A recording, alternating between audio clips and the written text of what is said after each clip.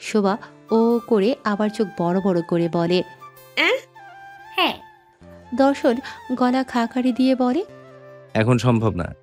কেন ভাইয়া? প্লিজ গাও একটা গান। ইচ্ছা করছে না এখন, আহামরি ভালো গাইও না। আমরা কিন্তু শুনি মাঝে মাঝে, ঘরের পাশে ঘর, ভুলে যেও না। কখনো তো বলিসনি। দিজা একটু থেমে গেল। এতদিন ভয়ে বলেনি, আজ একটু সাহস সঞ্চয় করে বলা। মৌলি হঠাৎ করে দর্শনের খোঁচা খোঁচা দাড়িতে হাত বুলিয়ে বলে, গাও প্লিজ। দর্শন মুস্কি হেসে বলে, ঠিক আছে, কিন্তু একটা কথা, আমি সব ধরনের গান পারি না। টুকটাক জেমস আর আলাদা কয়েকটা অ্যালবাম জানি। দিদার বলে। তাতেই হবে, তুমি গাও। নীরব পরিবেশ তৈরি হলো। দর্শন চোখ বন্ধ করে কিছুক্ষণ গান ভেবে অতপর শুরু করে, আমি আর আমার দু চোখ কখনো জলে ভেজাব না, এ ব্যথা আমারই থাক, চাই না কারো সান্ত্বনা, পৃথিবী ভালোবাসে না, ভালোবাসতেও সে জানে না, পৃথিবী ভালোবাসে না, ভালোবাসতেও সে জানে না, কান্নায় লাভ নেই, কান্নায় হবে না, কোনদিন পদ্মা মেঘনা, দিনের আলোয় শুকিয়ে যাবে সে, হবে না তো এক নদী যমুনা। গান থামালো দর্শন, চোখ মেলে তাকালো সবার দিকে। সবাই মুগ্ধ হয়ে শুনছে। মৌলি নিজেও দেখছে দর্শনকে। দর্শন মুস্কি হেসে জানায়, আগেই বলেছিলাম আমার গাওয়া গান আপনাদের পছন্দ হবে না। আচমকা সবাই হাততালি দিল। শামীম বলে, ভাইজান অনেক ভালো গাইছেন আপনি। মৌলিও হাততালি দেয়, শুধু দেয়নি শোভা। দর্শন তাকিয়ে আছে শোভার দিকে। ফোনের ওপাশে পারুল বেগম চোখের পানি মুছলেন। দর্শনের গানের মাধ্যমে দুঃখ প্রকাশ বুঝতে পারছেন। না হোক সে জন্মদাত্রী মা, আর নাই বা হোক দুধমা, তবুও তো তিনি মা। সৎ মা, যেটা লোকে মুখে কটু শুনতে হলেও তিনি সৎ শব্দটার মান ধরে রেখেছেন। দর্শনের মস্তিষ্কে কখনো বাজেভাবে প্রভাব ফেলতে দেননি। পিকনিক শেষে বাড়িতে চলে গেল দুই ভাই বোন। থেকে গেল শোভা ও দর্শন। রাতে ঘুমানোর প্রস্তুতি নিচ্ছে সবাই। দিদার সব ব্যবস্থা করে দিয়ে চলে গেল।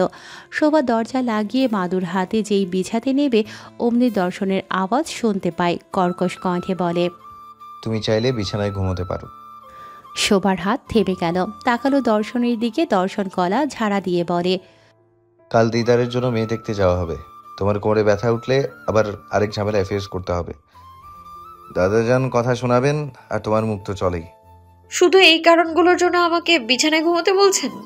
তাছাড়া কি? শোভা মৃদু হেসে বলে, আমি কাল কোমর ব্যথা সহ্য করে নিব। দর্শন তাকালো শোভার চোখের দিকে। শোভা চোখ নিচু করে মাদুর বিছিয়ে বালিশ নিতে চাইলে দর্শন বালিশ ধরে দিল টান। শোভা সহ বালিশ তার গায়ের উপরে চলে আসলো। দর্শন মুখে দুটো শব্দ উচ্চারণ করেছিল। আমি বললাম।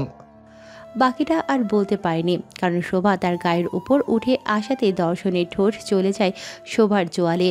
শোভার গাল হা হয়ে গেল। এই প্রথম অনাকাঙ্ক্ষিত চুম্বন ঘটল। দর্শন শোভা দুজনে স্তম্ভ, এখনও একই ঘনিষ্ঠ অবস্থায় আছে। দর্শনের গায়ের উপর শোভা ভর দিয়ে আছে। দুজনের স্পন্দন ওঠানামা করছে। শোভা চোখ বন্ধ করে নিল। দর্শন সেই মুখশ্রী দেখছে। লজ্জা মাখা মুখটা দেখে দর্শন আচমকা মৃদু হাসি দেয়। বেশ কিছুক্ষণ হয়ে গেল শোভা উঠছে না দর্শনের উপর থেকে। দর্শন নিজেও কিছু বলে না। আচমকা হুঁশ ফিরতেই দূরে সরে বলে, আমি দুঃখিত, আসলে আমি দুঃখিত না। দোস্ত আপনার, আপনি বালিশ টান দিয়েছেন তাই আমি চলে এসেছি। হ্যাঁ, যেমন কান টানলে মাথা আসে তেমনি বালিশ টানাতে তুমি এসেছো। শোভা একটু বেশি লজ্জা পেল। শুকনো ঢোক গিলে বলে, ঘুমোতে হবে। উপরেই ঘুমাবে। শোভা কিছুক্ষণ চাইল দর্শনের দিকে, কিছু একটা বুঝে বলে, ঠিক আছে। শোভা অন্যদিক ফিরে শুয়ে পড়ে। দর্শন সেদিকে চোখ রেখে আচমকা বলে, শোনো মেয়ে, তুমি আমার থেকে স্বামীর অধিকার চাইবে না, কারণ আমি তোমাকে সেই অধিকার দিব না। শোভা শুয়ে ঠিক দাঁতে দাঁত পিষে বলে। এই লোকটার মাথায় আবার পোকা কিলবিল করতে শুরু করেছে। এবার একটু জোরে বলে। আমার বইয়ে গেছে আপনার মতো রাগী লোককে স্বামীর অধিকার দিতে। মুখের উপর অপমান করে দিল শোভা। মানতে নারাজ দর্শন। আসলে এখন কিসে সে রাজি আর কিসে সে রাজি না, এটাই বুঝে উঠতে পারছে না। এতদিন তো তাও একটা সিদ্ধান্তে ছিল, মস্তিষ্কের সিদ্ধান্তে। এখন মন মস্তিষ্ক দুটোই তাকে শেষ করে দিয়েছে।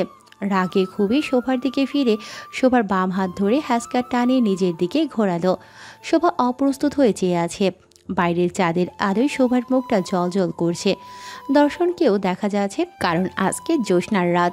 দর্শন কপট রাগ দেখিয়ে বলে। আমাকে ইগো দেখানো হচ্ছে? আমাকে? তোমার যোগ্যতা কতটুকু যে আমাকে অহংকার দেখাও? আমি তোমাকে দূরে সরিয়ে দিচ্ছি, তুমি আমাকে সরাতে পারবে না, সেই যোগ্যতা তোমার নেই। মাঝরাতে কি ভূতে ধরে আপনাকে? কি মানে হুট করে কি করছেন, কি বলছেন, আমি সব গুলিয়ে ফেলছি। তাই তুমি কি করছো আমার সাথে? আপনার কথায় সম্মতি দিলাম। I just hate you. সত্যি? ইয়েস। তাহলে দূরে সরুন। শোভা সরতে বলল। দর্শন সরল না, বরং আরো শক্ত করে ধরে রাখলো শোভার বাহু। শোভা ছাড়ানোর চেষ্টা করল দর্শনকে। দর্শন ছাড়ল না।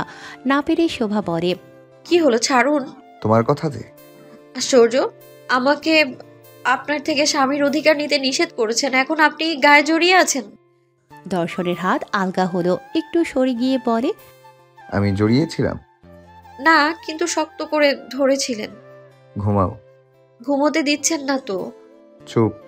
আমি তো চুপ করবো, আপনিই কথা আগান। এই মেয়ে, চুপ থাকতে বলেছি না? শোভা রেগে গেল, উঠে বসে বলে। গুল্লি মারি, আমার কোমর ব্যথা, থাকবোই না আমি আপনার সাথে, বজ্জাত বেটা। দর্শন নিজেও উঠে বসে শোভার হাত ধরে শক্ত গলায় বলে। কোথায় যাচ্ছ? নিচে ঘুমাবো, আপনি তো ঘুমোতে দিবেন না। উপরে ঘুমাতে বলেছি। ঘুমাবো না উপরে। আমার কথা শোনো। শুনবো না। মাথা গরম হয়ে যাচ্ছে কিন্তু মেয়ে। আপনার মাথাটা মাথা, আমার মাথা কিছু না, তাই না? আমারও মাথা গরম হয়। গালের কোনায় একটা দিলে মাথা গরম হওয়া বুঝবে। আপনার দেই একটা। এবার দিল দর্শন ঠাস করে একটা থাপ্পড়। শোভা গালে হাত দিয়ে ফুঁসতে ফুঁসতে নিচে নেমে যেতে নিলে দর্শন যেতে দেয় না। জেদ দুজনেরই চেপেছে, কিন্তু দর্শনের শক্তি আছে বলেই জেদ পূরণ হচ্ছে তার। শোভা ছোটাছুটি করছে দেখে শোভাকে টেনে নিয়ে আসলো। শোভা এবার কান্না করেই দিল। কান্না করতে করতে দর্শনের বুকেই মুখ রাখলো। দর্শন বুকের মাঝে ভেজা অনুভব করে। শোভার চোখের পানিতে দর্শনের বুকের মাঝখানটা ভিজে গেছে। শোভা কান্না করতেই থাকে। জেদ তার পূরণ হয়নি বলে আরও রাগ বেড়েছে। দর্শন বলে। জেদ কমাও। এই বেটা নিজেই একজন জেদি, আবার আরেকজনকে বলে কিনা জেদ কমাও। পুরুষ মানুষ বলেই পার পাবে নাকি? কোনো অস্ত্র নেই পাল্টা আঘাত করার। কিন্তু শোভা তো শোভাই। বুদ্ধি খাটিয়ে কামড় বসালো দর্শনের গলায়। দর্শন একটু কুকড়ে উঠে বলে। Are you mad? ইনফেকশন হবে তো। শোভা নাক টেনে বলে। তাতে আমার কি? আমি কি আপনার ব্যথা দেখতে যাব নাকি? আমি তো পাল্টা আঘাত করার ধান্দায় আছি। দর্শন কিছু বলতে নিয়েও বলেনি। শোভার দিকে চাইলেই সিদ্ধান্ত বদলে যায়, তাই পাশ ফিরে শুয়ে পড়ে। শোভা বলে। খুব লেগেছে কি? দর্শন মাথা উঁচিয়ে পেছন ঘুরিয়ে বলে। না, খুব শান্তি পেয়েছি, চুপ করে এক কোনায় ঘুমাও। শোভা ঠিক তাই করল। এই যে পোলা, এখন আবার উঠতে নিলে আরেক দফা মায়ের উপর মার চলবে। সকালবেলা ফজরের নামাজ পড়ে শোভা ও মিতু রান্নাঘরে ব্যস্ত হয়ে পড়ল। দর্শন ও শামীম বসে আছে চৌকিতে। মৌলি এখন ঘুমিয়ে আচ্ছন্ন। শোভা রুটি ভাজতে থাকে আর মিতু কিছু জিনিস গুছিয়ে দিচ্ছে। শ্বশুরবাড়িতে নিয়ে যাওয়ার জন্য ব্যাগে বস্তা ভর্তি কিছু জিনিস দিল। এগুলো মেয়েদের পরিবারের সম্মান রক্ষার্থে দেয়া হয়। শোভা চায়নি নিতে, কিন্তু মিতু বলল। আমাদের যশোরের মানুষের মাঝে আপ্যায়ন বিষয়টি কিন্তু মনের মধ্যে গেঁথে গেছে। আমরা মেয়ে পক্ষ চাই ছেলে পক্ষকে সবসময় আপ্যায়ন করে নিজেদের কাছে হাসি খুশি রাখা। কথাগুলো মিতু ভুল বলেনি, এমনটাই ধরা হয় যশোরের মধ্যে। এখানকার মানুষজন আপ্যায়নে প্রচুর বিশ্বাসী। আসলে খেতে দাও, তারপর 3 বেলা বেশি বেশি আয়োজন করা, যাওয়ার সময় ব্যাগ ভরে জিনিস পাঠানো, এগুলো তো আছেই। অবশেষে নিজের বাড়ি ছেড়ে শ্বশুর বাড়িতে চলে যাবে শোভা। দর্শনের কোলে বসে মৌলি এক হাত দিয়ে জড়িয়ে আছে শোভাকে। দুজনকে নিয়েই কান্না করে দিল। কান্না কণ্ঠে বলে। জিও না পিপি। শোভা মৌলিকে আদর করে বলে। যেতে হবে, কি করব? আমি কান্না করবো। শোভাও কান্না করে দেয়। আগেরবার হুট করে যাওয়ায় তেমন অনুমান ছিল না, তাই কান্না আসে নাই, কিন্তু এখন কান্না আসে। অচেনা শহরে চলে যাবে কাল। মিতু মৌলিকে কোলে নিয়ে বলে, কালকে তো যাবো পিপির সাথে দেখা করতে। না পিপি, যাবে না। বলেই হাউমাউ করে কান্না মৌলির। শোভা এই কান্না সহ্য করতে পারল না। শামীম নিজেও চুপ করে দেখছে। কান্না না করলেও বোনকে বিদায় দিতে ভাইয়ের কষ্ট আলাদা। মিতু ইশারা করে বলে, বোনকে গাড়িতে বসিয়ে দাও। শামীম নিয়ে গেল শোভাকে। এদিকে হাউমাউ করে কান্না করতে করতে মৌলি বলে, পিপি পিপি। শোভা পেছন ঘুরতে চাইলেও শামীম গাড়িতে বসিয়ে দিল। পেছনে তাকাতে নিলে বলে, কষ্ট পারবে ওর, এমনিতে ওর একটু পর ঠিক হয়ে যাবে। দর্শন অপর প্রান্ত থেকে ঢুকে বসে শামীমের উদ্দেশ্যে বলে, কাল দুপুর 3:30টায় বের হব, আপনারা স্টেশনে আসবেন, দেখা হবে। শামীম মাথা উপর নিচ করে হাত নাড়িয়ে বিদায় জানায়। শোভার কান্না পাচ্ছে খুব, সে কান্নাই করছে। দর্শন গাড়ি চালানো শুরু করে। পেছন থেকে হাত বাড়িয়ে এখনও কান্না করে যাচ্ছে মৌলি। বাচ্চা মেয়েটার ফর্সা মুখের গোলাপি ঠোঁট বেঁকিয়ে চোখ থেকে পানি ঝরেই যাচ্ছে। মেয়ের কান্না দেখে মিতু নিজেও কান্না করে মেয়েকে বুকের মধ্যে মিশিয়ে নেয়। তাদের কিছুই করার নেই, এটাই তাদের নিয়তি। মেয়েরা সারা জীবন বাবার বাড়িতে থাকতে পারে না, তাদেরকে বাবার বাড়ি থেকেই একসময় বিদায় নিতে হয়। শোভাদের বাসা থেকে দর্শনদের বাসায় আসতে বেশি সময় লাগে না, গাড়িতে করে 15 মিনিট। বাড়িতে পৌঁছতেই দিজা এসে বলে, তোমরা এসেছো? আমি অনেকক্ষণ ধরে অপেক্ষা করছিলাম। দর্শন ডাক দেয় দিদারকে। গাড়িতে কিছু জিনিস আছে, ওগুলো নিয়ে আসতে হবে। দাদাজান জানান, ওগুলো আবার দিল কেন? এগুলো নাকি নিয়ম, তোমরাই তো ভালো জানো। আমি কি এসব বিষয়ে পিএইচডি করেছি? বলেই দিদারকে নিয়ে চলে গেল। দাদাজান বিড়বিড় করে বলেন, কোনো উন্নতিই নেই দেখছি। দিজা এসে বলে, অনেক উন্নতি হয়েছে দাদাজান। কালকে একটা গান শুনিয়েছিল, তুমি তো ওই সময় ঘুমাও, তাই তোমাকে জানানো হয়নি। দাদাজান অবাকের সাথে বলেন, তাই নাকি? এত পরিবর্তন? হুম। হইলেই ভালো। শোনো, ঢাকায় যেয়ে ওদেরকে সবসময় একসাথে রাখার চেষ্টা করবা। তুমি চেষ্টা না করলে ওরা কিন্তু এক হতে পারবে না। আচ্ছা দাদাজান, চেষ্টা করব। মিয়া বিবিতে মিলে গেলেই আমার শান্তি। দিজা মুখ টিপে হাসল। বিকেলের দিকে প্যাকেটিংয়ের কাজ করছে শোভা ও দিজা। দিদার তো আনন্দের লুঙ্গি ছাড়া লুঙ্গি ডান্স দিচ্ছে, মানে কোট প্যান্ট পরে আয়নার সামনে নাচতে শুরু করেছে। দাদাজান লাঠি ভর দিয়ে হেঁটে এসে ছোট নাতির নাচ দেখে মৃদু হাসলেন। ঘরের মধ্যে ঢুকে বললেন, কিছুদিন পর থেকে অনুমতি নিয়ে আসবো বলে আজকে বিনা অনুমতিতে এলাম। দিদার হেসে বলে, সমস্যা নেই দাদাজান। বিয়ের পর ঠিক সমস্যা হবে, দেখে নিও। আমারও হয়েছিল। তুমিও না। লজ্জা পাওয়ার কিছু নেই, পুরুষ মানুষ সাহস থাকতে হয়। দিদার মৃদু হাসলো। দাদাজান বলেন, তোমাকে একটা কথা বলি। বলো। ভালোবাসার পূর্ণতা ঘটিয়ে নেওয়ার পর যেন পরিবারের সাথে বিচ্ছেদের রূপ ধারণ করতে না দেখি। আজকাল ভালোবাসা বিয়ের আগেই সুন্দর, বিয়ের পর ওই ভালোবাসা পূর্ণতায় আসলে যেন পারিবারিক বিচ্ছেদ তৈরি করে। দিদার কিছুটা হিমশিম খাওয়ার মতো চাহনি দিল। দাদাজান আশ্বস্ত করে দিদারের হাত ধরে বলেন, সংসারের প্রথম যে সম্পর্ক গড়ে ওঠে ওটা স্বামী স্ত্রী, তারপর সন্তান জন্ম দিয়েই হয় বাবা মার। হযরত আদম আলাইহিসসালামের সাথে কিন্তু হযরত হাওয়া আলাইহিসসালাম জীবনসঙ্গী হয়ে আসেন আগে, তারপর টুকটুকে করে বাবা মা ভাই বোন বাড়তে থাকে। আমি দাদাজান, আমি আর কয়দিন আল্লাহর ডাকে সাড়া দিলে তোমাদের জীবন নিজেদের মতো হয়ে যাবে। তবু আসি যে কয়দিন আসি, তো আমি চাই একতা বজায় রাখতে। আজকালকার মেয়ে ঘরোয়া কাজ কম পারে, এতে আমাদের সমস্যা নেই, কিন্তু একেবারে হাত গুটিয়ে বসে থাকলে এতে আমাদের একটু শাসন করতেই হয়। তুমি দিজা দাদুমণিকে দেখেছো, বুঝেছে তো আমরা বাড়ির মেয়ে বউ আলাদা চোখে দেখি না। দিজাও কিন্তু সকালবেলা উঠে রুটি বানাতে যায়, প্রায় থালা বাসন ধোয়, আবার ঘর ঝাড়ু দেয়। এগুলো করতেই হবে, ব্যাপারটা এমন না, কিন্তু নিজের ঘর নিজের জীবন যেন গুছিয়ে চলতে পারে। আমি চাই আমার ছোট নাত বউ যেন আমার দাদুভাইকে অনেক ভালো রাখে। তোমার মুখে হাসি দেখার জন্যই আমি আজ পরিবারের সাথে লড়াই করেছি। তুমিও এই মর্যাদা রাখো।